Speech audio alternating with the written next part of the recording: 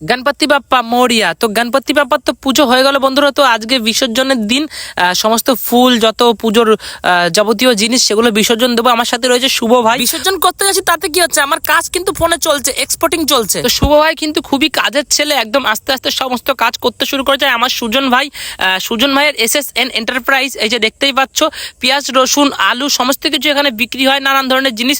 SSN enterprise মানে সুজন, শুভন আর নারায়ণ, এই তিনজনের এখন স্টকে রয়েছে পেঁয়াজ আর আলু আর রসুন, কালিজিরা, নানান ধরনের জিনিস রয়েছে। আজকে মৌসুমটা কিন্তু খুবই ভালো। সো গাইস, গাড়ি নিয়ে বেরিয়ে পড়ছি। গাড়ি মানে আমাদের কাছে অটো। সবাই বলো গণপতি বাপ্পা মরিয়া, গণপতি বাপ্পা মরিয়া, গণপতি বাপ্পা মরিয়া। সবাই বলো হার আর মহাদেব।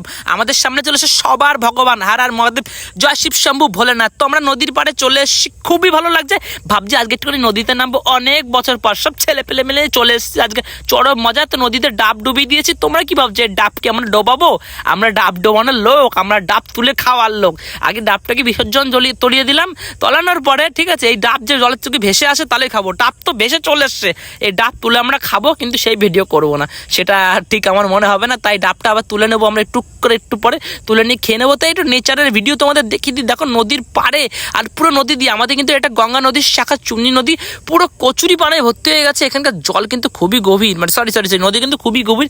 আর এখানকার ভিউটা কিন্তু খুবই অসাধারণ। এটা হচ্ছে হাঁসখালি, আমরা হাঁসখালিতে বিলং করি। নদীর ভিউ কিন্তু জাস্ট অসাধারণ। দেখো জলের ঢেউ দেখো, আর শুধু একটু কচুরি পানা, জল কিন্তু প্রচণ্ড পরিষ্কার। আমাদের গঙ্গা নদীর শাখা, আমরা কিন্তু এটাকেই ছোট গঙ্গা বলে মনে করি। এবং সাইডে নোংরা আবার পরে পরিষ্কার করে দেওয়া হবে। আর আমাদের সুজন মা এই যে ডাব বিসর্জন দিচ্ছে, ডাব বিসর্জন দিতে গিয়ে ও ঘরটা নিচে ফেলে দেয়। কিন্তু এখানে লোক নিচে সাঁতার কাটতে নামে, স্নান করতে নামে, ওই সময় পায়ে যদি বাদে ঘরটা পড়ে যাবে, তার জন্য ওই ঘরটা পরে তোলা হয়। আর আমরা ভিডিওটা এখানে শেষ। যদি ভালো লাগে ভিডিওটাকে লাইক কমেন্ট শেয়ার করে চ্যানেলটাকে ফলো করে যাও। Love you guys, bye by.